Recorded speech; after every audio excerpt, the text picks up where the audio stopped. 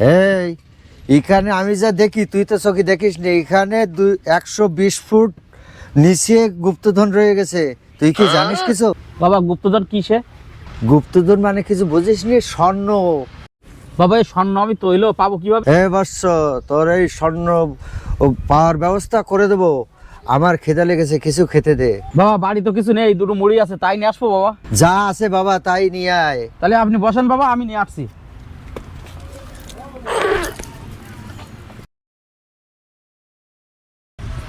বাবা এই নাও তোমার মুড়ি। তা তুই শুধু সাদা মুড়ি দিলি, এত কি পাচ্ছ? একটু ঝাল মুড়ি, পেঁয়াজ অথবা কাঁচা মরিচ দিলেও তো পারতিস বাবা। শুধু মুড়ি কিভাবে খাবো? সমুদ্র ভ্রণ্ড সাধু, তুমি 120 ফুট মাটির নিচে স্বর্ণের খনি খুঁজি পাও, আর এই দোকানে পৃথিবীর ভিতরে তুমি মুড়ির ভিতরে পাঠালে তুমি তা খুঁজে নাও। ভ্রণ্ড সাধু।